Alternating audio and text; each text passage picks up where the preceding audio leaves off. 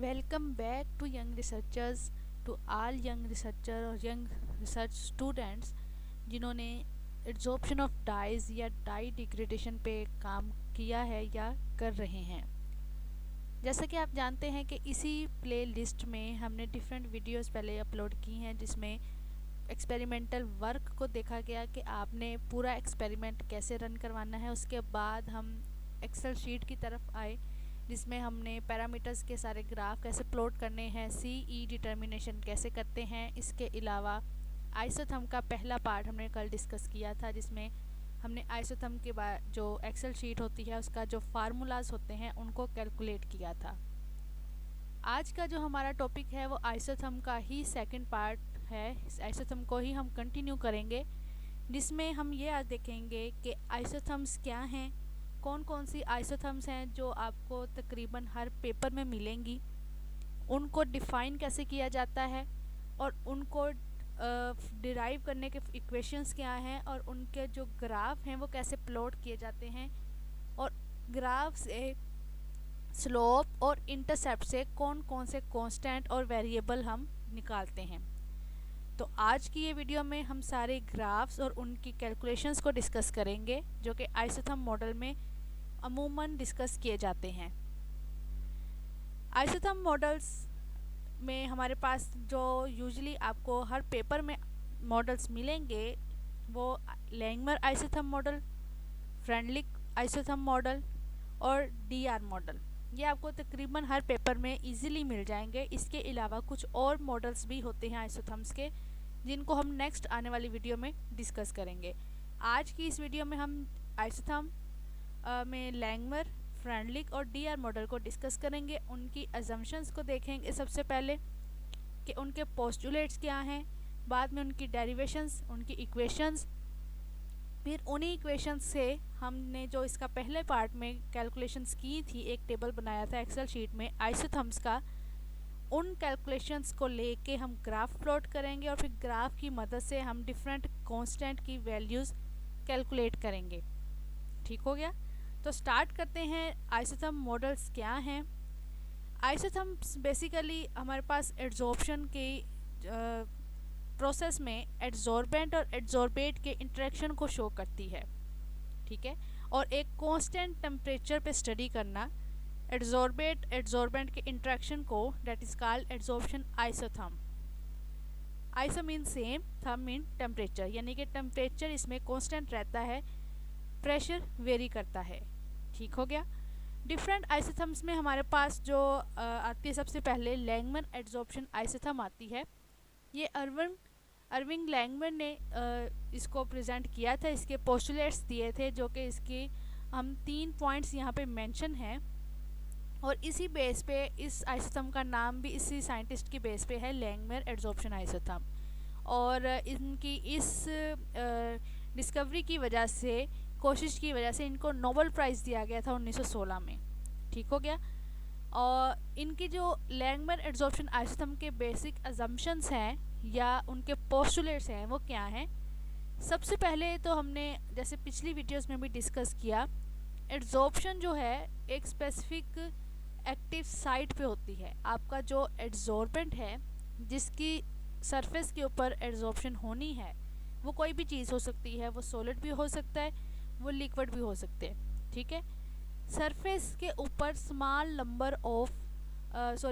Size के बहुत ज़्यादा छोटे छोटे पोर्स होते हैं जिनको हम एक्टिव साइट्स कहते हैं। ठीक हो गया? तो पहला पोस्टुलेट लैंगमर एड्जॉर्प्शन आइसोथर्म का ये है कि जो आपका एड्जॉर्बेंट है उसकी सरफेस के ऊपर large number of adsorption sites होंगी। ठीक हो गया? एड्जॉर्प्शन साइट्स भी उसको कहते हैं, एक्टिव साइट्स भी कहते हैं और एक्सचेंजेबल साइट्स भी कहा जाता है। वो जो स्मॉल पोर्स हैं एड्जॉर्बेंट की सरफेस के ऊपर, वहाँ पे डाई मॉलिक्यूल्स या मेटल के मॉलिक्यूल आके एड्जॉर्ब होते हैं। ये एक कॉमन सेंस की बात है। अगर एक सरफेस वैसे ही होमोजीनियस और स्मूथ होगी, उसके ऊपर कोई ऐसा पोर नहीं है, कोई ऐसा कैविटी प्रेजेंट नहीं है जहाँ पे कोई चीज़ आगे अटैच हो, तो अगर स्मूथ सरफेस का इंटरेक्शन हम किसी दूसरी चीज़ के साथ करवा देंगे और जो कि उसके ऊपर एड्जॉर्ब ही नहीं हो सकेगी। क्यों नहीं हो सकेगी? क्योंकि हमारी जो सरफेस है जिसके ऊपर हम एड्जॉर्प्शन करवा रहे हैं वो बिल्कुल स्मूथ है। स्मूथ का मतलब ये है उसके ऊपर कोई भी ऐसा पॉइंट, ऐसी साइट मौजूद नहीं है जहाँ पे वो सेकेंडली जो चीज़ है वो आके एड्जॉर्ब हो। लेकिन लैंगमर से हमें ये इसके पहले पोस्टुलेट से ये बात तो कंफर्म हो गई कि जो भी एड्जॉर्बेंट होगा, जो एड्जॉर्प्शन करवाएगा अपनी सरफेस के ऊपर, वो हमेशा हेट्रोजीनियस होगा। हेट्रोजीनियस वही चीज़ होती है जिसमें पोर्स होते हैं, वो स्मूथ नहीं होती। ठीक हो गया? तो यहाँ पे हम ये कह सकते हैं कि एड्जॉर्बेंट की जो सरफेस है उस पर एड्जॉर्प्शन साइट्स या एक्टिव साइट्स मौजूद होती हैं। इसको समझने के लिए आप एक ये सेम इमेजेस देख लें जो कि हमने पिछली वीडियोस में भी डिस्कस किए हैं। ये एक एड्जॉर्बेंट है जिसके ऊपर एड्जॉर्प्शन हो रही है। ठीक हो गया? अब आप देख सकते हैं कि इसके अंदर ये स्मॉल पोर्स हैं। ये हेट्रोजीनियस सरफेस है, ये हमें सेम एनालिसिस से पता चलेगी। और एड्जॉर्प्शन के प्रोसेस में जो हम एड्जॉर्प्शन की रिसर्च करते हैं उसमें हमने डिफरेंट एनालिसिस भी करवाने होते हैं जिसमें FTIR आ जाती है और इसके अलावा सेम एनालिसिस आ जाते हैं। तो बात यह है कि यहाँ पे हमारे पास इस सरफेस में लार्ज नंबर ऑफ पोर्स हैं जिनको एक्टिव साइट्स कहा जाता है। अगर ये सरफेस स्मूथ हो जाएगी तो उसके अंदर कोई पोर्स नहीं रहेंगे। जब पोर्स ही नहीं होंगे तो इसके ऊपर कोई चीज़ कैसे एब्जॉर्ब हो जाएगी आके? वो तो उसके ऊपर से स्लिपरी हो जाएगी सरफेस, वो तो उसके ऊपर अटैच ही नहीं हो सकेगी। ठीक हो गया? तो यहाँ पे क्या होता है कि लैंगमर के according surface of adsorbent contains definite number of adsorption sites. ठीक है? उसके बाद जो अगला पॉइंट है वो है no interaction exist between molecules adsorb on exterior of an adsorbent. इसको समझने के लिए हमें ये समझना होगा, फॉर एग्जांपल यहाँ पे ये जो आपको खाली साइड मिल रही है, देख रहे हैं आप, इसमें एक डाई मॉलिक्यूल एड्जॉर्ब हो गया, एक इसके बिल्कुल नेबरिंग में यहाँ पे एड्जॉर्ब हो गया। ठीक है? एक यहाँ पे एड्जॉर्ब हुआ, एक यहाँ पे एड्जॉर्ब हुआ। कहना वो ये चाह रहा है कि इस मॉलिक्यूल में और इस मॉलिक्यूल में कोई इंटर मॉलिक्यूलर इंट्रैक्शंस नहीं होंगे। फॉर एग्जांपल एक एक्टिव साइट है, वहाँ पे एड्जॉर्बेंट की सरफेस के ऊपर डाई मॉलिक्यूल एड्जॉर्ब हो गया है। ठीक है? लेकिन उसके नेबर में अगर कोई डाई मॉलिक्यूल है तो उनके दरमियान कोई इंट्रैक्शंस नहीं होंगे, और इसको हम इंटरमोलिकुलर इंट्रैक्शंस कह सकते हैं कि इंटरमोलिकुलर इंट्रैक्शंस इसमें नहीं होंगे। कहने का मतलब ये कि आपके पास एक एड्जॉर्बेंट सरफेस है। फॉर एग्जांपल यहाँ पे मैं एक एड्जॉर्बेंट सरफेस ड्रा करती हूँ जिसके ऊपर एड्जॉर्प्शन होनी है। ये एड्जॉर्बेंट सरफेस है। ठीक है? इसके अंदर यहाँ पे एक्टिव साइट्स मौजूद हैं जो कि पोर्स की शक्ल में हैं। अब डाई मॉलिक्यूल्स ने आना है और डाई मॉलिक्यूल, एक डाई मॉलिक्यूल इसके ऊपर एड्जॉर्ब होगा, एक इसके ऊपर, एक इस साइड के ऊपर और एक इस साइड के ऊपर। अब दूसरे पोस्टुलेट में वो ये बताना चाह रहा है कि ये डाई मॉलिक्यूल और ये डाई मॉलिक्यूल, इनके दरमियान कोई इंटरेक्शन नहीं होगा। इस डाई मॉलिक्यूल का इंटरेक्शन सिर्फ इस एक्टिव साइट के साथ है, इसका सिर्फ इस एक्टिव साइट के साथ, और इस डाई मॉलिक्यूल का सिर्फ इस साइट के साथ इंटरेक्शन है, इस डाई मॉलिक्यूल का सिर्फ इसके साथ। इनका आपस में जैसे हाइड्रोजन बॉन्डिंग में इंटरमोलिकुलर इंटरेक्शंस होते हैं, वैसे इनमें कोई एज सच इंटरेक्शंस नहीं होंगे। ये सेकंड पोस्टुलेट है लैंगमर एड्जॉर्प्शन आइसोथर्म का। थर्डली वो ये कहता है कि it involves the development of monolayer of molecules on surface of material. Langmuir isotherm के अकॉर्डिंग जब भी एड्जॉर्प्शन होगी मोनोलेयर होगी। मोनोलेयर का मतलब ये है कि ये एड्जॉर्बेंट की सरफेस है,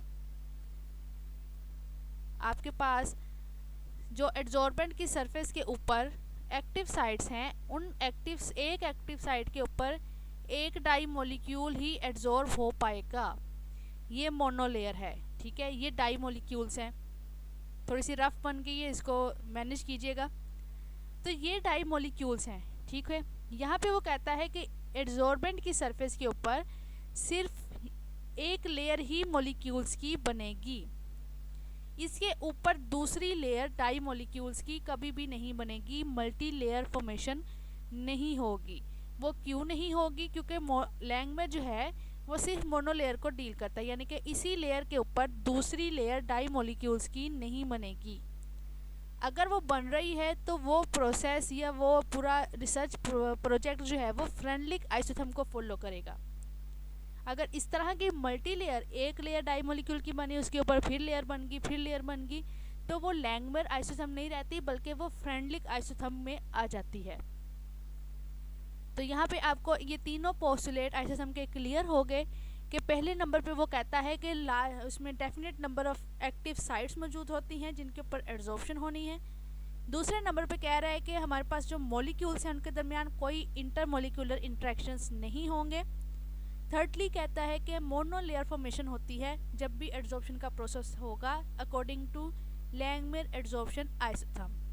ये तीनों पोस्टुलेट्स बहुत इंपॉर्टेंट है वाइवा पॉइंट ऑफ व्यू से भी, और जब आप थीसिस लिख रहे हो या आर्टिकल लिख रहे हो तो ये पोस्टुलेट्स आपको लाजमी मेंशन करने होते हैं। और जब आप किसी जगह पे इंटरव्यू के लिए भी जाते हैं और अगर आपकी फिजिकल केमिस्ट्री है तो वो आपसे आइसोथर्म्स का क्वेश्चन ज़रूर करता है। उसके बाद अगर नेक्स्ट चलें तो यहाँ पे वो केमिकल इक्वेशंस हैं, ये आप देख लीजिएगा कि ये हमारे पास गैस के मॉलिक्यूल हैं, ये सोलर सरफेस है, इनके ऊपर सोलर सरफेस के ऊपर गैस के मॉलिक्यूल ने एब्जॉर्ब हो जाना है। ठीक है, इसका जो रेट कांस्टेंट है वो जैसे हम केमिकल रिएक्शन की फॉर्म में लिखते हैं product over K is equal to products over reactant, बिल्कुल इसी तरह के कांस्टेंट है, ADS फॉर एड्जॉर्प्शन है। ठीक है, it is equal to product over reactant. Product क्या है? ये एड्जॉर्प्शन वाली जो चीज़ है, A और S का कम्बिनेशन। रिएक्टेंट्स हमारे पास A और S है। A हमारे पास गैस मॉलिक्यूल है जो कि एड्जॉर्ब होनी है। जो चीज़ एड्जॉर्ब होती है इट इज़ कॉल्ड एड्जॉर्बेट।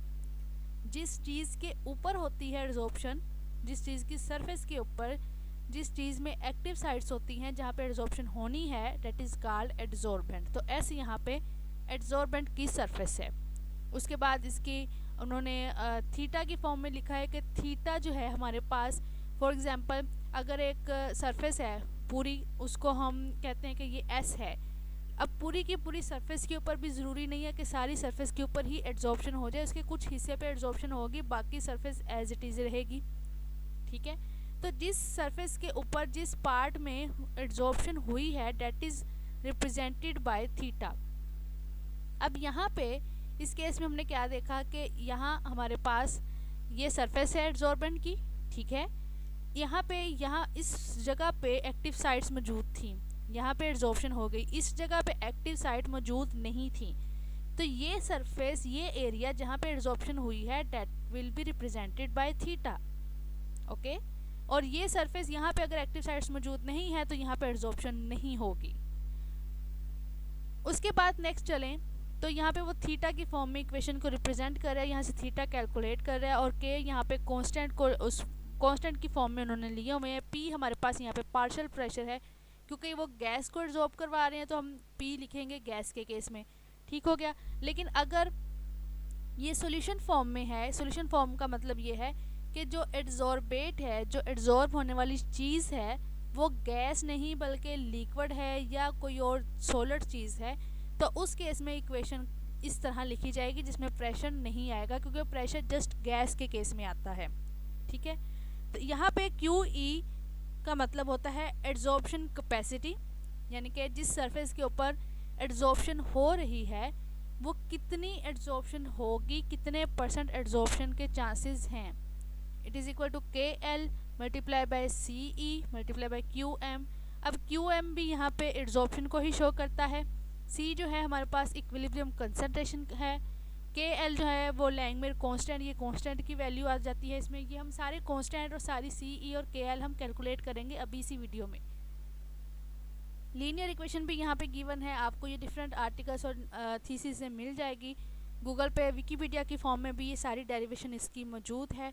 जो मेन बात है यहाँ पे समझने वाली वो ये है कि लैंगमर के केस में जो ग्राफ प्लॉट किया जाता है वो CE डिवाइडेड बाय QE, जिसका यूनिट ग्राम पर लीटर होता है, उसको x एक्सिस पे लेते हैं, और CE मिलीग्राम पर लीटर को y एक्सिस पे लेके ग्राफ प्लॉट किया जाता है। उससे हमारे पास एक स्ट्रेट लाइन आती है जिसकी मदद से हम जिसकी स्लोप और इंटरसेप्ट की मदद से हम डिफरेंट कांस्टेंट की वैल्यूज़ कैलकुलेट करते हैं। ठीक हो गया।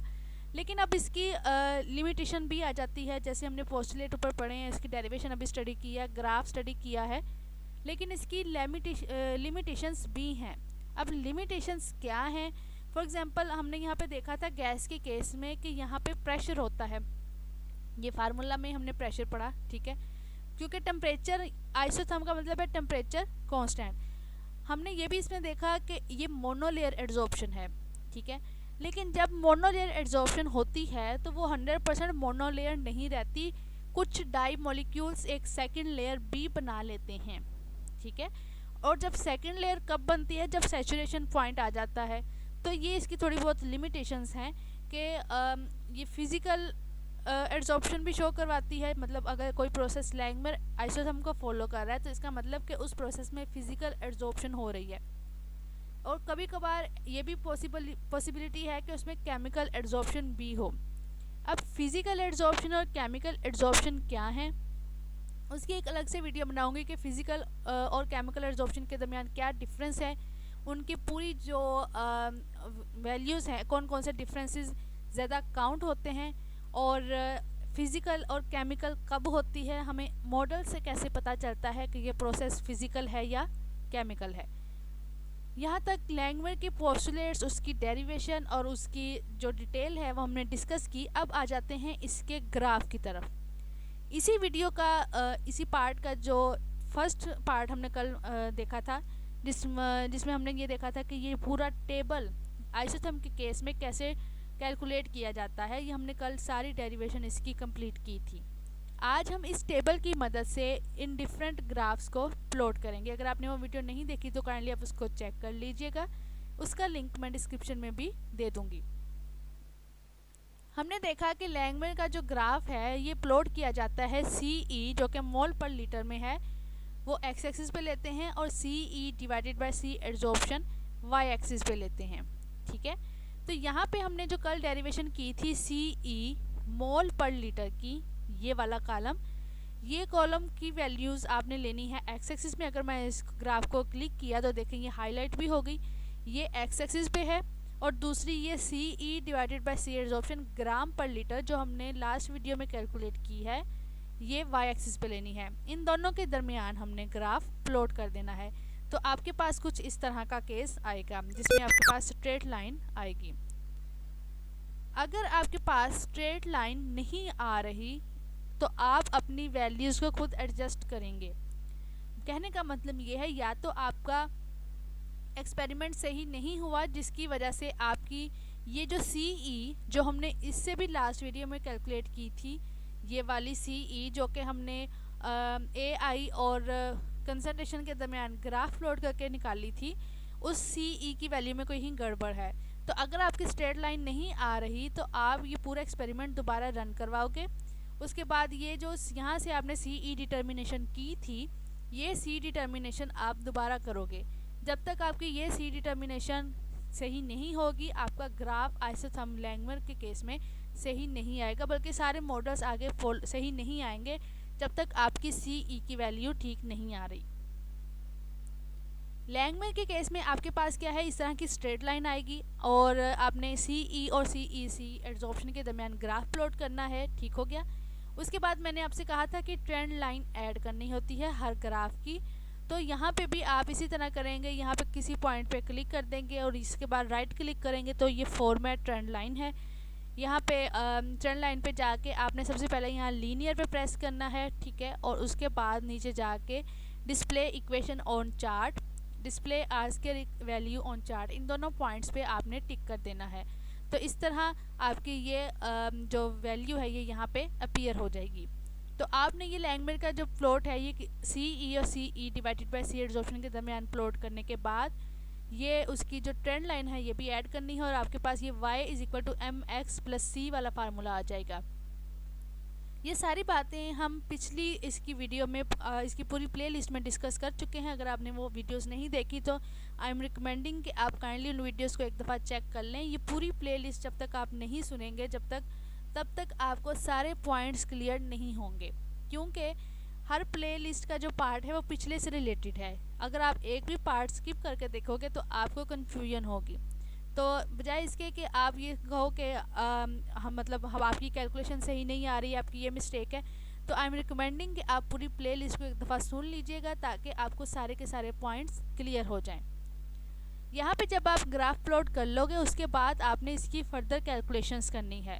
फ़र्दर कैलकुलेशंस में हमने दो चीज़ें इसमें कैलकुलेट करनी होती है। सबसे पहले हमने क्यू नॉट निकालना होता है, उसके बाद बी की वैल्यू हमने कैलकुलेट करनी है। जैसे आप इसकी इक्वेशन में भी देख सकते हैं, यहाँ पे लैंगमेयर के केस में सी E divided by Q E, ये चीज़ जो है ये आपने तो वाई एक्सिस पे ली, ठीक है, और सी ई के दरमियान आपने ग्राफ प्लॉट कर दिया, ठीक है, ये आपने एक्स एक्सिस पे ली। अब यहाँ पे क्यू की वैल्यू है आपने ये कैलकुलेट करनी है। अब क्यू की वैल्यू कैसे कैलकुलेट की जाए उसका फार्मूला ये यहाँ पे गिवन है, आपके पास सामने रखा है, और यहाँ पे एक आपके पास पीएनजी फॉर्म में भी आपके पास शेयर कर रही हूँ मैं कि लैंगमेयर के केस में आपने क्या करना है कि आपकी जो स्लोप की वैल्यू आई है, क्यू नॉट का जो फार्मूला होता है ना, that is m is equal to 1 over Q nought, यानी कि जो स्लोप और क्यू का जो रिलेशनशिप है वो ये होता है m is equal to 1 over Q nought. अब आपके पास m क्या है, slope of graph, Q nought आपने कैलकुलेट करना है, तो इसके लिए आप क्या करोगे, क्यू नॉट दूसरी साइड पे ले जाओगे तो m स्लोप उसकी जगह पे आ जाएगा, यानी कि ये फार्मूला हो जाएगा Q nought is equal to 1 divided by m, यानी कि आपकी जो स्लोप की वैल्यू आई है आप उसको 1 डिवाइडेड बाय स्लोप करोगे तो आपके पास क्यू नॉट आएगा। ठीक हो गया। आपने इस ग्राफ में अगर देखें तो हमारे पास जैसे मैंने कल आपको बताया था कि y is equal to M X plus C, तो ये हमारे पास स्लोप है और ये c इंटरसेप्ट है। इस स्लोप की वैल्यू को हम 1 के साथ डिवाइड करेंगे, यानी कि 1 डिवाइडेड बाय 65720, तो हमारे पास क्यू नॉट की वैल्यू आएगी। और एक चीज़ मैंने कल भी आपके साथ डिस्कस की थी कि आपकी जो भी स्लोप इंटरसेप्ट की वैल्यूज़ आ रही हैं, अगर उनके साथ माइनस है या प्लस है हमें उनसे लेना देना नहीं है। हमने अगर माइनस है तो फिर भी प्लस लिखना है, अगर प्लस है तो फिर भी प्लस लिखना है। तो यहाँ पे स्लोप की वैल्यू के साथ माइनस आ रहा है तो हमने यहाँ पे माइनस यहाँ नहीं लिखना, हमने जस्ट वैल्यू लिखनी है। फार्मूला है m is equal to 1 divided by Q nought. यहाँ पे क्यू नॉट निकालने के लिए हम 1 डिवाइडेड बाई m कर देंगे, यानी कि 1 divided by slope is equal to Q nought. अब आपके पास ये जो क्यू नॉट आया है इसका यूनिट है मोल पर ग्राम, ठीक है। अब आप यहाँ पे देखें, अगर आपको क्लियर नज़र आ रहा है तो यहाँ पे इस आंसर का में 10 की पावर है -6। अब यहाँ पे आप फर्दर अपनी सिंप्लिसिटी के लिए अगर आपकी ऐसी कोई वैल्यू पावर में आई है तो आप इसको क्या करो, इसको 10 की पावर -3 कर दो और बाद में जो बाकी -3 बचा है उसको मिली की फॉर्म में लिख लो, मिली मोल पर ग्राम। अगर नहीं लिखना चाह रहे तो ये स्टेप एक्स्ट्रा है, आपकी आसानी के लिए लिखा था। अगर आप नहीं लिखना चाह रहे तो इट्स ओके, आपकी ये वाली वैल्यू ठीक है, लेकिन इसका यूनिट मोल पर ग्राम में है। हमें जो यूनिट इसका चाहिए वो मिलीग्राम पर ग्राम में चाहिए, ठीक है। तो हमने यहाँ पे ये जो क्यू निकालना है वो मिलीग्राम पर ग्राम में निकालना है। जैसे आप यहाँ पे देख सकते हैं हम क्यू मैक्स निकालना चाह रहे हैं। आप इसको क्यू मैक्स भी लिख सकते हैं, क्यू नॉट भी लिख सकते हैं, क्यू ई भी लिख सकते हैं, और इसके अलावा आप सिंपल क्यू भी लिख सकते हैं। डिफरेंट आर्टिकल्स में, डिफरेंट थीसिस में आपको इसकी डिफरेंट फॉर्म्स नज़र आएंगी। फॉर एग्जांपल यहाँ पे क्यू मैक्स लिखा है, ठीक है, कुछ पेपर्स में क्यू नॉट लिखा होता है, कुछ में जस्ट क्यू लिखा है, और कुछ पेपर्स में जस्ट क्यू ई लिखा होता है। तो आपने यहाँ पे क्या करना है, क्यू मैक्स या क्यू नॉट एक ही बात है। इसका जो एड्जॉर्प्शन कैपेसिटी इसको बेसिकली कहा जाता है, ये मोनोलेयर लैंगमेयर एड्जॉर्प्शन कैपेसिटी है और इसका यूनिट मिलीग्राम पर ग्राम है। जबकि आपके पास ये जो स्लोप को 1 के साथ डिवाइड करके वैल्यू आई है इसका यूनिट मोल पर ग्राम है। अब हमने मोल पर ग्राम को मिलीग्राम पर ग्राम में कन्वर्ट करना है, तो यहाँ पे इसकी कन्वर्जन भी गिवन है, मोल टू ग्राम कन्वर्जन। सबसे पहले हम क्या करेंगे, इस मोल को ग्राम में करेंगे, फिर ये क्या हो जाएगा ग्राम पर ग्राम, ठीक है। यानी कि हम पहले क्या करना चाह रहे हैं, आपके पास जो यहाँ पे यूनिट मेंशन है वो है मिली मोल पर ग्राम, ठीक है। आपने इसको चेंज करना है मिलीग्राम पर ग्राम में। तो मिलीग्राम पर ग्राम में करने के लिए जो मोल है आपके पास, आप पहले इसको कन्वर्ट करोगे ग्राम में, ठीक है। तो आपके पास ये जो यूनिट है मोल पर ग्राम वाला वो हो जाएगा ग्राम पर ग्राम, ठीक है। अब ये ग्राम को आप चेंज करोगे मिलीग्राम में, मिलीग्राम पर ग्राम करने के लिए। तो इट्स मीन कि यहाँ पे दो चीज़ें होंगी, आपके पास यूनिट मोल पर ग्राम था, ठीक है, आपने मोल को पहले चेंज किया ग्राम में, तो यूनिट आ गया ग्राम पर ग्राम, यानी कि यहाँ मोल की जगह पे आ गया ग्राम पर ग्राम। अब इस ग्राम को आपने चेंज करना है इस मिलीग्राम में, तो हो जाएगा मिलीग्राम पर ग्राम। तो ये हमारा स्टेप था कि हमने यहाँ पे चेंज करना है मोल पर ग्राम को मिलीग्राम पर ग्राम के अंदर। तो उसके लिए क्या करना होता है कि आपका ये जो स्लोप को 1 डिवाइडेड बाय स्लोप करके जो आंसर आया है, आपने इस आंसर को मल्टीप्लाई करना है एडसोर्बेट के मोलिकुलर वेट के साथ।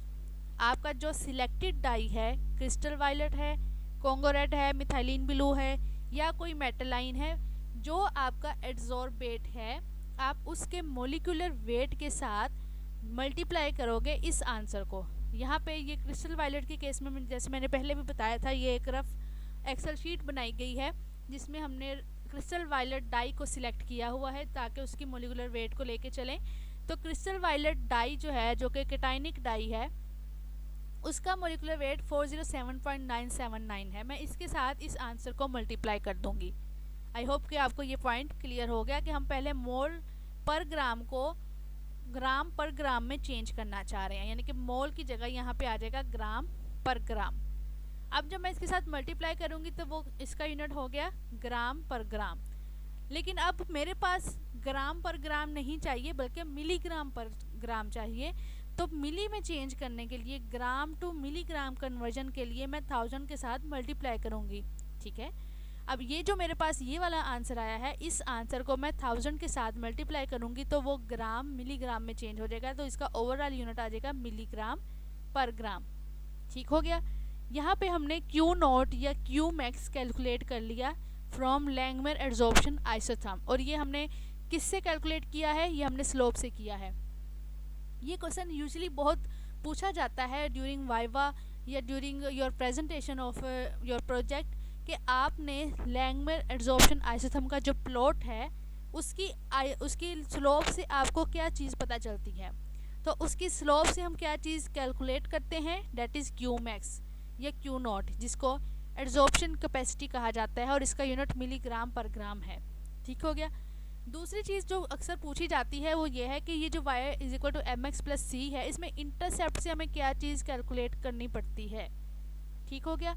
तो स्लोप से तो हमने क्यू नॉट निकाल लिया, लेकिन ये जो इंटरसेप्ट है, ये जो ये वाली वैल्यू है, इससे हमें b पता चलता है, हम b कैलकुलेट करते हैं। b हमारे पास कांस्टेंट है लैंगमर एडजॉर्प्शन आइसोथर्म के केस में। तो b निकालने का फार्मूला या b और इंटरसेप्ट का जो रिलेशनशिप है, it is given below as 1 divided by Q nought multiply by b is equal to intercept, ठीक है। यहाँ पे ये जो आपके सामने मैंने क्वेश्चन रखी थी, इसमें क्या है, लैंगमर का हमने क्यू नॉट निकाल लिया। ये आर स्क्वायर आपने मेंशन करनी होती है कि आपकी आर स्क्वायर कितनी है, ये उसका मैं अभी बताती हूँ आपको। तो यहाँ पे हमने पहले मोल टू ग्राम कन्वर्जन करनी है। मोल को ग्राम में करने के लिए हम मोलिकुलर वेट, यहाँ पे जो है ये लेट ली गई है, ये लेट का मोलिकुलर वेट है। तो यहाँ पे मतलब जो आपका एडसोर्बेट है, आपने उसके मोलिकुलर वेट के साथ इस आंसर को मल्टीप्लाई करना है, आपका वो मोल ग्राम में कन्वर्ट हो जाएगा। अब हमने इसी ग्राम को मिलीग्राम में कन्वर्ट करना है, तो उसके लिए 1000 के साथ मल्टीप्लाई करना पड़ेगा, तो वो ओवरऑल यूनिट मिलीग्राम पर ग्राम आ जाएगा। उसके बाद अगर देखें हम इसकी नेक्स्ट लैंगमर और फ्रेंडलिक, सॉरी लैंगमर के केस में ही बी अगर पार्ट देखें हम, तो बी में क्या होता है कि हमने इसका फार्मूला है 1 divided by Q nought multiply by B is equal to intercept, यानी कि बी अगर निकालना है तो बी को इस साइड पे ले जाएंगे, इंटरसेप्ट इधर आगे डिवाइड हो जाएगी। b is equal to 1 divided by Q nought, और b की जगह इंटरसेप्ट आ गया, ठीक है। यानी कि b निकालने के लिए हमें क्या करना पड़ेगा, 1 डिवाइडेड बाई क्यू नॉट, ये वही क्यू नॉट है जो अभी हमने कैलकुलेट किया है मिलीग्राम पर ग्राम की फॉर्म में। ये क्यू नॉट की वैल्यू पुट करेंगे, उसको मल्टीप्लाई करेंगे इंटरसेप्ट के साथ जो आपके ग्राफ की इंटरसेप्ट आई है। यहाँ पे ये सपोज्ड वैल्यू लिखी हुई है, ठीक है। आपने इसको मल्टीप्लाई करके 1 के साथ डिवाइड करेंगे तो आपके पास b की वैल्यू आ जाएगी। बी का जो यूनिट है, ये जो कांस्टेंट वैल्यू होती है, इसका यूनिट होता है डेसीमीटर क्यूब पर मोल। तो ये आपके पास जो कैलकुलेशन आई हैं, ये बी की आई हैं, जो कि आपने लैंगमेर का जो प्लॉट है उसकी इंटरसेप्ट से कैलकुलेशन की है। ठीक हो गया। अब यहाँ से अब इसको एक दफ़ा फिर देख लेते हैं कि आपके पास जो बी है उसको निकालने का तरीका क्या है। 1 divided by Q nought multiply by intercept. यहाँ पे आप क्यू नॉट की वैल्यू जो अभी यहाँ पे मिलीग्राम पर ग्राम की फॉर्म में कैलकुलेट की थी ये लिखेंगे। इंटरसेप्ट की वैल्यू में हम ये इंटरसेप्ट 3.6306 ये यहाँ पे पुट करेंगे। आपके जो ग्राफ की इंटरसेप्ट आई है आप वो पुट करेंगे। ठीक है, यहाँ पे ये रफ फॉर्म में आपको दिखाई गई हैं वैल्यूज़। और सारी कैलकुलेशन करने के बाद बी की वैल्यू आपने निकाल लेनी है। इसका यूनिट हम ऑलरेडी डिस्कस कर चुके हैं। इसका यूनिट है डेसीमीटर क्यूब पर मोल। ये इसका यूनिट होता है डेसीमीटर क्यूब पर मोल। आपने यूनिट भी साथ साथ मेंशन करने हैं। तो इससे आपको ये बात कंफर्म हो गई कि लैंगमेर का ग्राफ कैसे प्लॉट करना है और उसकी इंटरसेप्ट और स्लोप से कौन कौन सी चीज़ें हमने कैलकुलेट करनी है, यूनिट कैसे कन्वर्जन करनी है। दूसरी चीज़ जो इसमें ये आ जाती है आर स्क्वायर। आर स्क्वायर मैंने कल भी जैसे आपको कल वाली वीडियो में बताया था कि आर स्क्वायर होता है रिग्रेशन कोफिशिएंट या कोफिशिएंट ऑफ डिटर्मिनेशन। ठीक है, आर स्क्वायर की वैल्यू जिस मॉडल की या जिस ग्राफ की क्लोज टू 1 आएगी वो मॉडल हमारे प्रोसेस को फॉलो करेगा। मिसाल के तौर पे आज की हम इस वीडियो में लैंगमेर आइसोथर्म मॉडल डिस्कस कर रहे हैं। ठीक है, फ्रेंडली आइसोथर्म मॉडल डिस्कस करेंगे और डीआर। अब हमें नहीं पता कि ये 3 मॉडल डिस्कस करने हैं हमने, लेकिन हमसे कोई पूछे कि आपका कौन सा आइसोथर्म मॉडल है जो प्रोसेस पे फिट आ रहा है, आपका जो एक्सपेरिमेंटल डाटा है वो किस मॉडल को फॉलो कर रहा है, वो लैंगमेर को फॉलो कर रहा है, वो फ्रेंडली को कर रहा है या डीआर को। तो ये चीज़ हमें तब पता चलती है जब हमें आर स्क्वायर पता हो। 2 चीज़ें हैं जिसकी बुनियाद पे हम ये डिसाइड करते हैं कि कौन सा मॉडल हमारे प्रोसेस को फॉलो करेगा। एक तो आर स्क्वायर की वैल्यू है, हमें उससे पता चलता है कि जिस मॉडल की आर स्क्वायर वैल्यू 1 के करीब होगी या 1 होगी वो मॉडल हमारे प्रोसेस को फॉलो करेगा। एक चीज़ ये हो गई। दूसरी चीज़ इसकी जो आती है वो एरर एनालिसिस मॉडल है, जिसमें हाइब्रिड मॉडल है, ARE मॉडल है, MPSD मॉडल है, इसके अलावा डिफरेंट अदर मॉडल्स हैं, काई स्क्वायर इसमें आ जाता है। उसकी वीडियो ऑलरेडी अपलोडेड हैं, आप काइंडली उसको चेक कर लीजिएगा। उसका मैं लिंक भी डिस्क्रिप्शन में दे दूँगी। ये 2 चीज़ें हैं जिनकी बेस पे हम बताते हैं कि कौन सा मॉडल हमारे प्रोसेस को फॉलो कर रहा है। एक आर स्क्वायर वैल्यू, दूसरी एरर एनालिसिस वैल्यूज़। अब आर स्क्वायर वैल्यू और जिसकी 1 के करीब हो वो मॉडल, और उसी मॉडल की अगर एरर एनालिसिस वैल्यू कम आ रही है तो इट्स मीन कि वो प्रोसेस को फॉलो करेगा। बात समझ आई? नहीं आई होगी, दोबारा बताती हूँ। मैंने ये कहा कि एक मॉडल है आपका, फॉर एग्जांपल ये लैंगमेर है, इसकी आर स्क्वायर वैल्यू आ रही है 0.994। ठीक है, फ्रेंडली की आ रही है 0.969। यहाँ पे 999 है, यहाँ पे 96 है, तो यानी कि डिफरेंस इतना आ गया। हम यही कहेंगे कि हमारा जो प्रोसेस है वो लैंगमेर मॉडल को फॉलो कर रहा है। दूसरा मैंने आपको इसके पॉइंट ये बताया एरर एनालिसिस मॉडल, जिसमें MPSD ARE काई स्क्वायर ये डिफरेंट मॉडल्स हम देखते हैं जिसका एरर कम आया है। एरर क्या होता है? गलती के चांस। ठीक है, तो जिस मॉडल का एरर एनालिसिस कम आया है, एरर की वैल्यू कम आई है, गलती के चांसेस कम आए हैं और आर स्क्वायर की वैल्यू ज़्यादा आई है, इसका मतलब कि वो मॉडल हमारे प्रोसेस को फॉलो करेगा। क्लियर हो गया? इसका मैं वो एरर एनालिसिस मॉडल का लिंक डिस्क्रिप्शन में दे दूंगी, आप उस वीडियो को कंप्लीट देख लीजिएगा, उससे आपको कंफर्म हो जाएगा कि मैं कहना क्या चाह रही हूँ, क्योंकि उसमें मैंने ये सारी चीज़ें डिस्कस की हैं। अगर अभी फिर भी आपके माइंड में कोई क्वेश्चन हो तो आप कमेंट सेक्शन में बता सकते हैं, हम इंशाल्लाह उसको डिस्कस कर लेंगे। तो यहाँ पे आर स्क्वायर वैल्यू भी आपने मेंशन करनी होती है कि आपकी इतनी आई है। ठीक हो गया? और ये आपके जो ग्राफ है ये आपने ग्राफ लोड करना है, उसके बाद ट्रेंड लाइन लगानी है, ट्रेंड लाइन लगाने के बाद आर स्क्वायर वैल्यू लिखनी है, उसके बाद आपने ये क्यू नॉट और बी की कैलकुलेशन करनी है, आपका लैंगमेर वाला पार्ट कंप्लीट हो जाएगा। ठीक हो गया? नेक्स्ट चलते हैं फ्रेंडली आइसोथर्म मॉडल पे। उसका मॉडल ग्राफ डिस्कस करने से पहले हम उसकी थोड़ी बहुत अजम्पशंस देख लेते हैं कि वो क्या है। फ्रेंडलिक आइसोथर्म मॉडल ये एक एक्सपेरिमेंटल मॉडल है, ठीक है। और इसमें वो ये कहता है, इसकी जो मेन अजम्पशन है वो ये है कि जितना प्रेशर ज़्यादा करते जाएंगे उतनी एड्जॉर्प्शन ज़्यादा होती जाएगी गैस के केस में, ठीक है। कहने का मतलब ये है, आपने वो अमोनिया की सिंथेसिस पढ़ी होगी जिसमें क्या होता है कि प्रेशर ज़्यादा करेंगे तो अमोनिया जो है वो ज़्यादा फॉर्मेशन होगी, क्योंकि प्रेशर ज़्यादा करने से क्या होता है, वॉल्यूम कम होता जाता है। वॉल्यूम कम होता जाएगा तो डाई के मॉलिक्यूल या जो गैस के मॉलिक्यूल हैं उनका इंटरेक्शन एड्जॉर्बेंट की सरफेस के साथ ज़्यादा होता जाएगा, ठीक है। क्योंकि वॉल्यूम कम हो कर दिया ना हमने, ऊपर से प्रेस कर रहे हैं, वॉल्यूम कम कर रहे हैं, जिसकी वजह से क्या है कि गैस मॉलिक्यूल का इंटरेक्शन यानी कि वो एड्जॉर्बेंट की सरफेस के करीब आ गए हैं। जब उसके करीब आ जाएंगे तो एड्जॉर्प्शन होने के चांसेस ज़्यादा होंगे, ये फ्रेंडलिक आइसोथर्म कहती है ये। और दूसरी जो इसकी बात है वो ये कहती है कि फ्रेंडलिक के जो प्रोसेस होगा एड्जॉर्प्शन का वो मल्टी लेयर फॉर्मेशन होगी, मोनो लेयर फॉर्मेशन नहीं होगी। तो फ्रेंडलिक आइसोथर्म मॉडल जो होता है इसमें मल्टी लेयर एड्जॉर्प्शन होती है। मीन्स टू से अगर आप इसकी अजम्पशंस चेक करें तो इसमें adsorption capacity is directly proportional to pressure. जितना प्रेशर ज़्यादा करते जाएंगे एड्जॉर्बेट या गैस के मॉलिक्यूल्स उतने ही ज़्यादा क्लोज आते जाएंगे। जब वो क्लोज आएंगे तो उनका और एड्जॉर्बेंट का इंटरेक्शन ज़्यादा होगा, जिसकी वजह से एड्जॉर्प्शन होने के चांसेस ज़्यादा होते हैं। अब वो कहते हैं कि फ्रेंडलिक एड्जॉर्प्शन आइसोथर्म में हम जो ग्राफ प्लॉट करते हैं वो क्यू नेचुरल लॉग क्यू ई और नेचुरल लॉग सी ई के दरमियान ग्राफ प्लॉट किया जाता है। इसमें हम डिफरेंट कांस्टेंट की वैल्यूज़ को कैलकुलेट करते हैं, जिसमें एन आ जाता है और के एफ, ये दोनों कांस्टेंट है फ्रेंडलिक एड्जॉर्प्शन आइसोथर्म के केस में।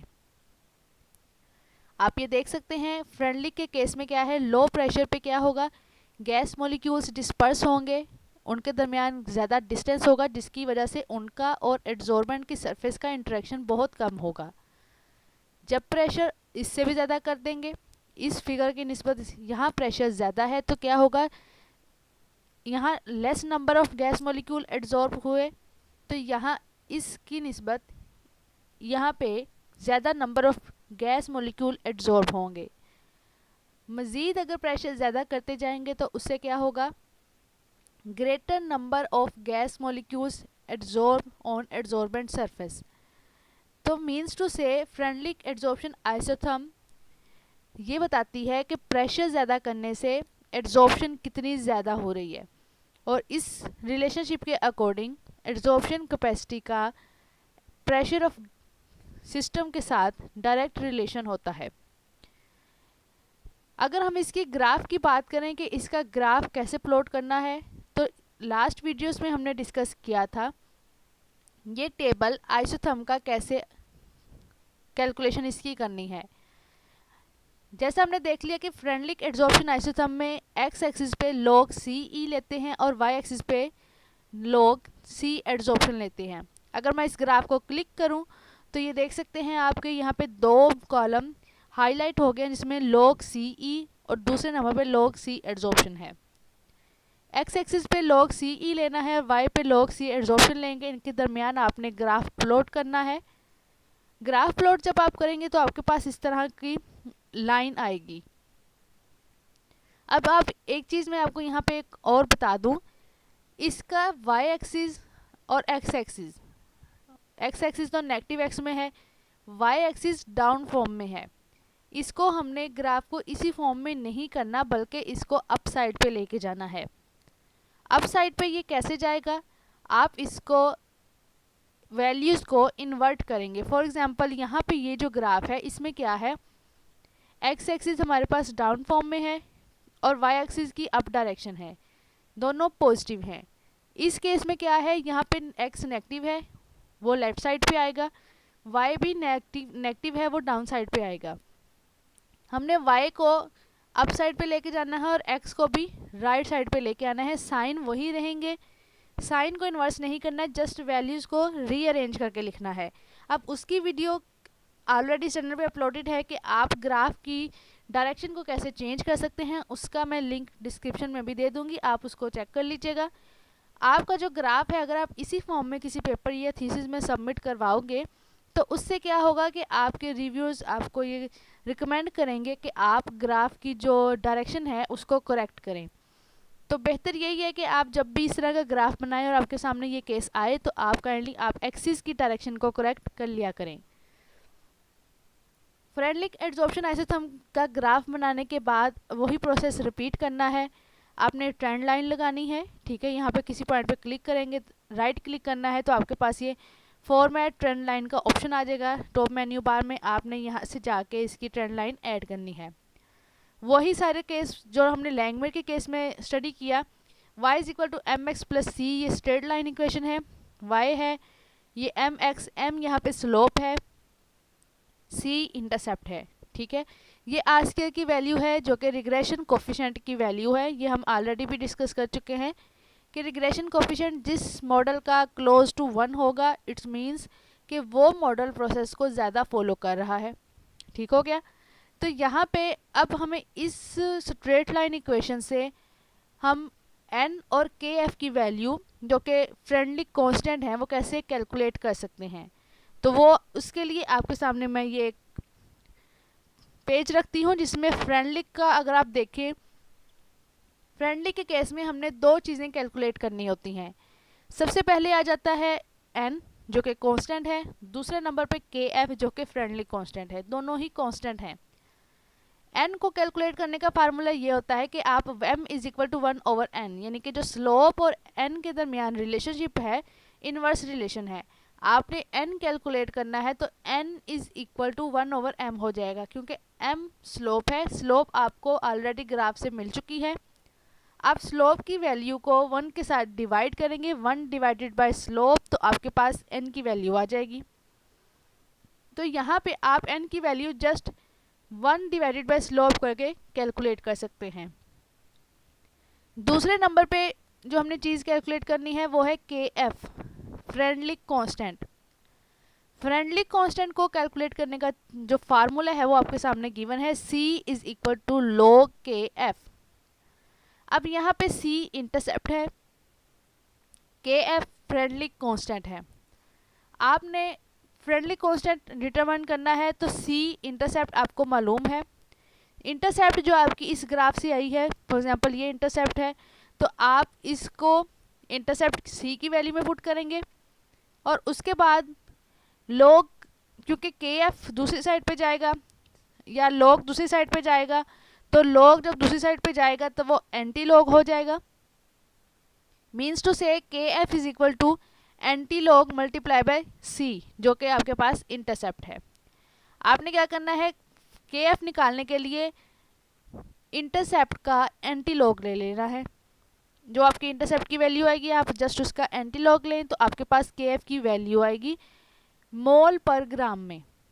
अब यहाँ पे भी हम वही प्रोसेस फॉलो करेंगे, मोल पर ग्राम को मिली मोल पर ग्राम में चेंज कर देंगे। अगर आपने मिली मोल में नहीं चेंज करना, यहाँ पे फॉर एग्जांपल 10 की पावर -5 है, तो -5 का मतलब ये है कि 10 की पावर -3 हमने इसमें से अलग कर दिया जिसको हमने मिली की फॉर्म में लिख दिया, और बकिया के -2 हमने 10 की पावर में लिख दिए। लेकिन अगर आप इसको मिली मोल पर ग्राम में नहीं लिखना चाह रहे तो इट्स ओके, आप ये स्टेप मिस कर सकते हैं। यहाँ पे आपकी जो इंटरसेप्ट का एंटी log की वैल्यू आएगी वो आपका के एफ होगा जो कि फ्रेंडली कांस्टेंट है। इसका यूनिट मोल पर ग्राम है। आपने इस मोल पर ग्राम को मिलीग्राम पर ग्राम में चेंज करना है, लेकिन इससे पहले क्या होगा, मोल का यूनिट ग्राम में चेंज होगा, यानी कि ये ग्राम पर ग्राम हो जाएगा, ठीक हो गया। फिर उस ग्राम को आप मिलीग्राम में चेंज करोगे। वही प्रोसेस जो हमने लैंगमेयर के केस में स्टडी किया था कि मोल पर ग्राम सबसे पहले जाएगा ग्राम पर ग्राम में। उसके लिए क्या करना होगा, molecular weight of your adsorbate, आपने उसके साथ इस आंसर को मल्टीप्लाई करना है। फॉर एग्जाम्पल आपके पास क्रिस्टल वायलेट डाई है, आप उस पर काम कर रहे हो, तो उसका जो मॉलिक्यूलर वेट है आप उसको इस आंसर के साथ मल्टीप्लाई करोगे। अगर आप मिथाइलिन ब्लू पे काम कर रहे हो तो उसका मॉलिक्यूलर वेट के साथ मल्टीप्लाई करोगे। अगर आप किसी मेटल लाइन पे काम कर रहे हो तो आप उस मेटल का मॉलिक्यूलर वेट के साथ मल्टीप्लाई करोगे। और ये सारी एक्सेल शीट, सारा जो एड्जॉर्प्शन का प्रोसेस है, चाहे आपका एड्जॉर्प्शन प्रोसेस है या फोटोलाइटिक प्रोसेस है या फोटो कैटालिटिक प्रोसेस है, तीनों प्रोसेसेस के लिए ये एक्सेल शीट और ये पूरी प्लेलिस्ट वैलिड है। इसमें जो स्टेप्स बताए गए हैं, जो एक्सपेरिमेंटल वर्क बताया गया है, जो एक्सेल शीट बताई गई है, आपने बिल्कुल यही प्रोसेस अगर फॉलो कर लें तो ये तीनों टाइप्स की एड्जॉर्प्शन के लिए वैलिड है। यहाँ पे क्या करना होगा आपको, जो आपका एड्जॉर्बेट है जिसकी आप एड्जॉर्प्शन करवा रहे हो, उसके मॉलिक्यूलर वेट के साथ इस आंसर को मल्टीप्लाई कर देना है। तो आपका यूनिट मोल पर ग्राम से चेंज हो जाएगा ग्राम पर ग्राम में। अब ग्राम को हमने अगेन मिलीग्राम में चेंज करना है, तो यहाँ पे जो आपका आंसर आएगा मॉलिक्यूलर वेट के साथ मल्टीप्लाई करके, आप इसको 1000 के साथ मल्टीप्लाई कर देंगे तो ग्राम जो है वो मिलीग्राम में चेंज हो जाएगा, यानी कि आपका ओवरऑल यूनिट आ जाएगा मिलीग्राम पर ग्राम। फ्रेंडलिक आइसोथर्म के जो कांस्टेंट की कैलकुलेशन, आई होप कि आपको ये समझ आ गई होगी। जस्ट आपने इसमें n कैलकुलेट करना है और kf। n कैलकुलेट करने का फार्मूला ये है कि आपने 1 डिवाइडेड बाय स्लोप कर देना है।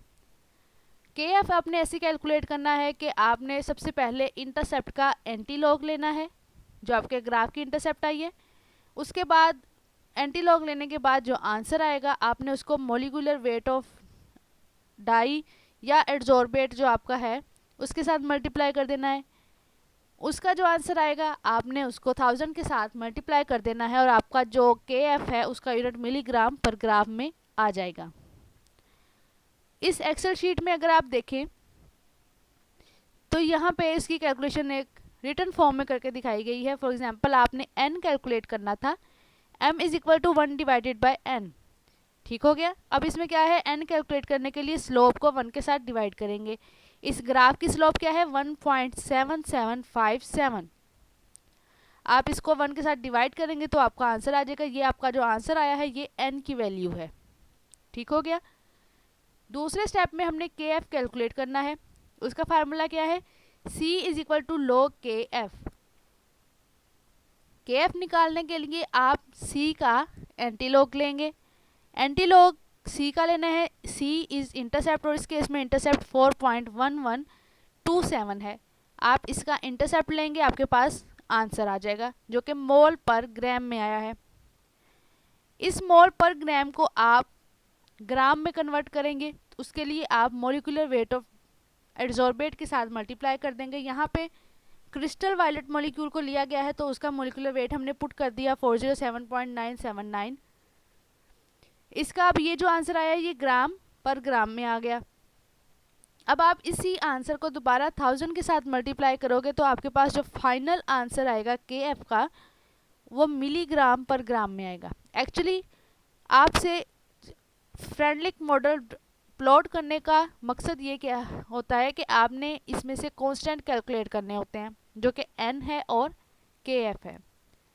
जब आपका वाइवा होता है या आपकी रिसर्च प्रोजेक्ट आप कहीं पे प्रेजेंट करते हो तो उसमें आपसे क्वेश्चन इस तरह के भी किए जाते हैं कि आपने फ्लैंगमेर का ग्राफ प्लॉट किया, वो किन किन के दरमियान था।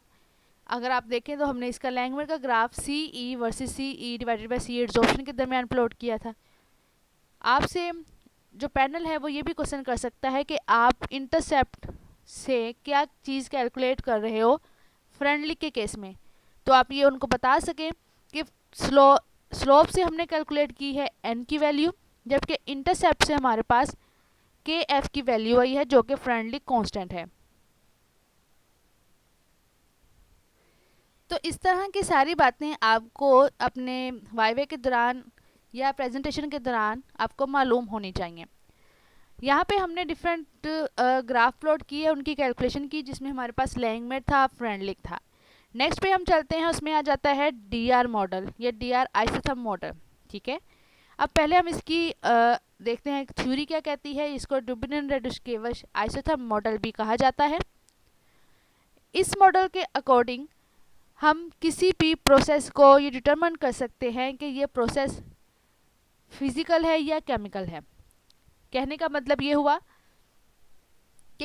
एड्जॉर्प्शन प्रोसेस जो हम स्टडी कर रहे हैं उसमें कौन सी फोर्सेस इन्वॉल्व हैं?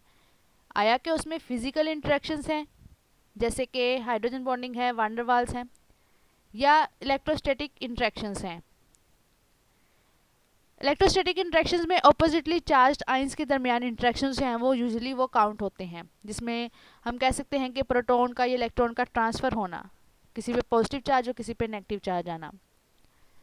डी आर आइसोथर्म जो प्लॉट है इसका ग्राफ प्लॉट करके हम इससे एनर्जी की वैल्यू कैलकुलेट करते हैं। ये model apparent energy of adsorption के बारे में इंफॉर्मेशन प्रोवाइड करता है।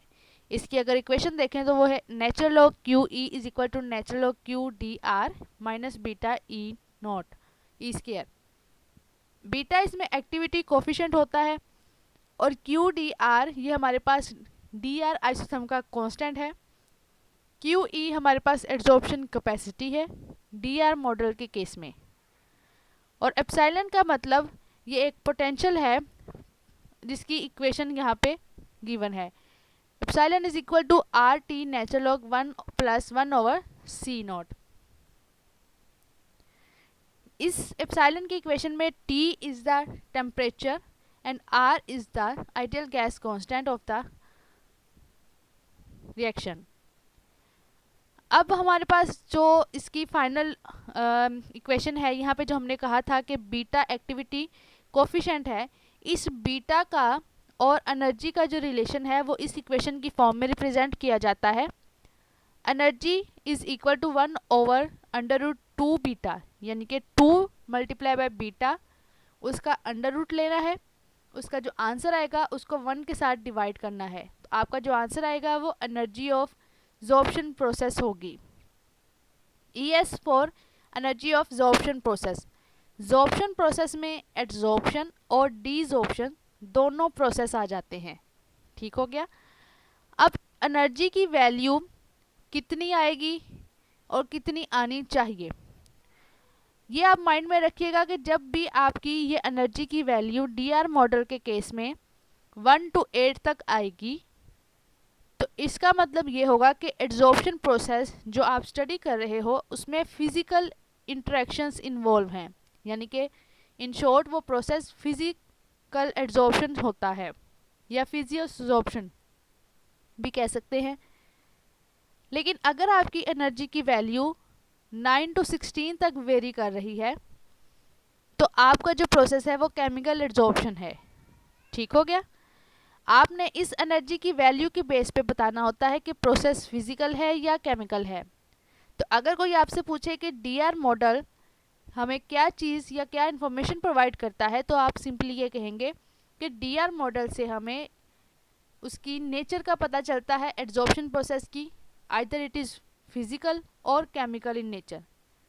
अगर तो उसकी वैल्यू एनर्जी की जो हमें डीआर के केस में पता चलती है वो 1 to 8 तक होगी तो प्रोसेस फिजियोसॉर्प्शन को फॉलो करेगा, यानी कि उसमें फिजिकल इंटरेक्शंस हैं। और अगर 9 to 16 तक वेरी कर रही है तो वो केमिकल प्रोसेस है। ठीक हो गया। आगे जब हम इसका मैकेनिज्म स्टडी करेंगे कि कौन सा प्रोसेस फिजिकल होता है, कौन सा केमिकल, उसके बॉन्डिंग और इसके इंटरेक्शंस को देखेंगे तो हमारे पास ये बात फर्दर क्लियर हो जाएगी। अब आपने इसकी थ्योरी देखी डीआर मॉडल की, डोमिनियर-डिशकेविच मॉडल की। अब हम इसकी चलते हैं एक्सेल शीट की तरफ। यही जो एक्सेल शीट आपने आइसोथर्म की बनाई थी लास्ट वीडियोस में जो हमने डिस्कस की है, उसी एक्सेल शीट, उसी टेबल को लेके हम डीआर मॉडल प्लॉट करेंगे। आपके सामने ये दो मॉडल्स हैं, ये दोनों ही डीआर मॉडल्स हैं। आई एम रिपीटिंग कि ये दोनों ही डीआर मॉडल्स हैं। फ़र्क सिर्फ इतना है, इसके पॉइंट्स बहुत ही एडजेसेंट हैं, क्लोज हैं एक दूसरे के, और ये वाली स्पेस खाली है। इसका मतलब कि ये ग्राफ -12 से शुरू होकर -16 तक जा रहा है। पीछे के ये जो 0 से -10 तक या -12 तक रीडिंग है ये बिल्कुल खाली है, हम इसको स्किप कर सकते हैं। ये आपका जो इस तरह का ग्राफ है ये एक्सेप्टेबल नहीं होता। आपसे रिव्यू और आपका जब आप पेपर सबमिशन करवाते हो या थीसिस लिखते हो तो आपके सुपरवाइजर ये रिकमेंड करते हैं कि अपने ग्राफ को सेट करें। यही ग्राफ इस फॉर्म में रिप्रेजेंट किया गया है और ये वाइडली एक्सेप्टेड है और इस फॉर्म को ज़्यादा इनकरेज किया जाता है कि आप इस तरह का ग्राफ प्लॉट करें। जिसमें ये सारे पॉइंट्स वाइडली स्पेस्ड हों। अब पॉइंट्स के दरमियान डिस्टेंस को इंक्रीज कैसे किया जाता है, एक लाइन जो इतनी स्पेस खाली है इसको कैसे कवर किया जाता है, उसकी वीडियो भी इस चैनल पे अपलोडेड है, काइंडली आप इसको चेक कर लें, उसका लिंक भी मैं डिस्क्रिप्शन में दे दूंगी। How to widen points in chart, ठीक हो गया। अगर हम डीआर मॉडल की बात करें, अगर मैं इस पर क्लिक करती हूँ डीआर मॉडल पे, तो क्या है कि हमारे पास ये दो कॉलम हाईलाइट हो जाते हैं, जिसमें नेचुरल लॉग सी एड्जॉर्प्शन है और दूसरे नंबर पे एप्सिलॉन का स्केयर है। इट मीन्स कि ये डीआर का जो प्लॉट है ये एप्सिलॉन का स्केयर एक्स एक्सिस पे है और natural log c adsorption Y axis पे लिया गया है। आपने बिल्कुल ऐसा ही एक्स एक्सिस पे एप्सिलॉन स्केयर की वैल्यू लेनी है और वाई एक्सिस पे नेचुरल लॉग सी एड्जॉर्प्शन की वैल्यूज लेके उनके दरमियान ग्राफ प्लॉट करना है। इसी तरह आपने ग्राफ प्लॉट करने के बाद, जैसे हमने लैंगमेयर और फ्रेंडली के केस में किया, आप इनमें किसी भी पॉइंट पे क्लिक करें, राइट क्लिक करेंगे तो फॉर्मेट ट्रेंड लाइन का, यहाँ पे क्योंकि ट्रेंड लाइन ऐड है तो फॉर्मेट का ऑप्शन नज़र आ रहा है, फॉर्मेट ट्रेंड लाइन। जब आपने ऐड करनी होगी तो वो आ जाएगा ऐड ट्रेंड लाइन। जब आप ऐड ट्रेंड लाइन करोगे तो यहाँ पे आपके पास राइट साइड पे ये वाला बॉक्स ओपन होगा, आपने यहाँ पे लीनियर पे क्लिक करना है। उसके बाद यहाँ से डाउन साइड पे जाके डिस्प्ले इक्वेशन और डिस्प्ले आर स्क्वायर इक्वेशन, इस पे क्लिक करना है, तो ऑटोमेटिकली आपके पास ये वाली इक्वेशन आ जाएगी, जिसमें एक पहली स्ट्रेट लाइन इक्वेशन है, दूसरी रिग्रेशन कोफिशिएंट की वैल्यू है। y is equal to M X plus C, इसमें m हमारे पास 0.3935 है, ये स्लोप है, और c की वैल्यू 0.6803 है। आर स्क्वायर की वैल्यू 0.9634 है, जो कि रिग्रेशन कोफिशिएंट की वैल्यू है। अब हमने इसमें कैलकुलेशन देखनी है कि इसकी स्लोप और इंटरसेप्ट से हम क्या चीज़ें कैलकुलेट कर सकते हैं। देखें, डीआर के केस में जो आपकी स्लोप आती है ना, वही बीटा की वैल्यू होती है। आपको बीटा की वैल्यू कैलकुलेट करने के लिए किसी चीज़ को डिवाइड या मल्टीप्लाई नहीं करना पड़ता। आई एम रिपीटिंग कि जो आपकी डीआर के केस में ये जो स्लोप की वैल्यू आती है, it is also known as beta value. तो यहाँ पे क्या लिखा है, beta is equal to slope, it is equal to 0.3935, यानी कि ये जो स्लोप की वैल्यू है इसी को हम बीटा की वैल्यू कहते हैं। ठीक हो गया। एक तो हमने बीटा कैलकुलेट करना था, वो तो हमारे पास सीधा सीधा स्लोप की वैल्यू ही बीटा हो गई। हर केस में ये ऐसा ही होगा, चाहे फोटोलाइटिक डिग्रेडेशन है, फोटोकैटालिटिक है या एड्जॉर्प्शन प्रोसेस है। ठीक है। उसके बाद सेकेंडली हमने क्या चीज़ कैलकुलेट करनी है, एनर्जी, जिसको एनर्जी ऑफ एब्जॉर्प्शन, जिसको ES कहा जाता है। ये S इसका सबस्क्रिप्ट में है। एनर्जी ऑफ एब्जॉर्प्शन कैलकुलेट करने का फार्मूला हम ऑलरेडी यहाँ पे देख चुके हैं, it is equal to 1 divided by √2 beta. आप यहाँ पे क्या करोगे, जस्ट बीटा की वैल्यू पुट करनी है, 2 के साथ उसको मल्टीप्लाई करना है, जो आंसर आएगा उसका आपने स्क्वायर रूट ले लेना है, उसका जो आंसर आएगा उसको 1 के साथ डिवाइड कर देना है और आपकी एनर्जी कैलकुलेट हो जानी है। अब बीटा की वैल्यू मैं आपको ऑलरेडी बता चुकी हूँ कि आपके डीआर ग्राफ की जो स्लोप की वैल्यू है वही आपकी बीटा की वैल्यू है। तो यहाँ से आप एनर्जी इजीली कैलकुलेट कर सकते हो। और आप एनर्जी का यूनिट मैं आपको यहाँ पे क्लियर कर दूँ कि जो बीटा का यूनिट है वो है किलो जाउल स्क्वायर पर मोल स्क्वायर। ठीक है, यानी कि किलो जाउल का स्क्वायर आएगा और पर मोल का स्क्वायर, जबकि एनर्जी एब्जॉर्प्शन का यूनिट किलो जाउल पर मोल है। एनर्जी का यूनिट वैसे भी किलो जाउल पर मोल होता है, चाहे वो एब्जॉर्प्शन प्रोसेस की हो या किसी केमिकल रिएक्शन की हो। तो इसकी एनर्जी किलो जाउल पर मोल है। अब इस प्रोसेस के केस में ये जो कैलकुलेशन यहाँ पे रफ फॉर्म में की गई है, यहाँ पे एनर्जी की वैल्यू 12.987 किलो जाउल पर मोल आ रही है। इसका मतलब कि ये प्रोसेस केमिकल है। चूँकि हम पढ़ चुके हैं कि अगर आपकी इस एनर्जी की वैल्यू 9 to 16 तक वेरी कर रही है तो आपका प्रोसेस केमिकल इन नेचर होगा। तो 9 to 16 तक केमिकल है, तो इट्स मीन कि 12 भी तो 9 to 16 की रेंज में आ रहा है, तो ये प्रोसेस भी केमिकल है। दूसरे नंबर पे अगर ये जो एक्सेल शीट आपके सामने रखी है, इसमें अगर एनर्जी की कैलकुलेशन करें तो इसमें हमारे पास क्या है, E is equal to 1 - 2 beta, यानी कि इसमें अंडर रूट को 1/2 से रिप्रेजेंट किया है। आप अंडर रूट लिख लें या 1/2 कर लें। यहाँ पे बीटा यानी कि स्लोप की वैल्यू पुट करके इसके अंडर रूट लिया है और उसका बाद में मल्टीप्लाई डिवाइड करके हमारे पास जो आंसर आया है वो है -1.127 किलो जाल पर मोल। किलो जाल पर मोल तो उसका यूनिट है एनर्जी का। इट मीन्स कि ये जो वैल्यू है एनर्जी की यहाँ पे बहुत ही कम आई है, जो कि 1 to 8 जो हमने रेंज पढ़ी थी फिजिकल की उससे भी कम है। इट मीन्स कि यहाँ पे जो इंट्रैक्शंस होंगे वो फिज़िकल इंट्रैक्शंस ही होंगे। ठीक हो गया। तो ये वाला आपकी जो इक्वेशन है, इसे आप एनर्जी कैलकुलेट इजीली कर सकते हो। अगर तो आपकी वैल्यू 1 to 8 तक या इससे 1 से कम आ रही है तो इट मीन्स कि वहाँ पे फिजिकल इंटरेक्शंस इन्वॉल्व हैं। लेकिन अगर आपकी एनर्जी की वैल्यू 9 to 16 की रेंज में है तो इट मीन्स कि आप प्रोसेस केमिकल इन नेचर है। आई होप कि आपको डीआर मॉडल की क्लैरिफिकेशन हो चुकी है कि इसको प्लॉट कैसे करना है, कैलकुलेशन कैसे करनी है। इसकी जो 2 वीडियोस जो मैंने कहा कि आपने ग्राफ की स्पेस को, ये पॉइंट्स को वाइडन कैसे करना है, एक ये, और दूसरा इनकी जो एक्स और वाई एक्सिस को इन्वर्ट कैसे करना है, राइट डायरेक्शन में कैसे लेके आना है, उन दोनों की वीडियोस का लिंक मैं आपको डिस्क्रिप्शन में दे दूंगी, आप उनको चेक कर लीजिएगा। और ये जो टेबल आपने आइसोथर्म का बनाया है, ये कैसे बनाया है, इसका डिस्क्रिप्शन में भी लिंक दे दूंगी, आप उसको भी चेक कर लीजिएगा। आज की इस वीडियो में हमने डिस्कस किया आइसोथर्म मॉडल्स कौन कौन से हैं, उनकी कैलकुलेशंस कैसे की जाती हैं, और ग्राफ प्लॉट कैसे किए जाते हैं। ग्राफ प्लॉट करने के बाद उनमें से कौन से कांस्टेंट है जो हम कैलकुलेट करते हैं। इससे नेक्स्ट वीडियो में हम कुछ मज़ीद आइसोथर्म मॉडल्स को डिस्कस करेंगे जो कि लैंगमर, फ्रेंडलिक और डीआर से हट के होंगे। वो कुछ न्यू आइसोथर्म मॉडल हैं, आप उनको भी पेपर में अगर ऐड करेंगे तो वेल एंड गुड, वो एक प्लस पॉइंट काउंट होता है कि आपने इतने मॉडल्स डिस्कस किए हैं। अगर आपको ये छोटी सी काविश अच्छी लगी हो तो काइंडली चैनल को सब्सक्राइब कर दें, लाइक कर दें और ज़्यादा से ज़्यादा शेयर कर दें। अगर आपका टॉपिक एड्जॉर्प्शन से मुतल्लिक नहीं भी है तो आप काइंडली इसको एक दफ़ा शेयर ज़रूर कर दें, ताकि जिन स्टूडेंट का एड्जॉर्प्शन, फोटोलाइटिक डिग्रेडेशन या फोटो कैटालिटिक डिग्रेडेशन में मुश्किल आ रही है, उनके लिए आसानी हो जाए। तो आज के लिए इतना ही। होप्स हो कि आपको तीनों मॉडल्स और उनकी कैलकुलेशन समझ आ गई होंगी। अगर आपके माइंड में कोई और फर्दर क्वेश्चन है तो आप कमेंट सेक्शन में बता सकते हैं, हम उसको नेक्स्ट वीडियो में डील कर लेंगे। Thank you very much for your time. Allah हाफिज़।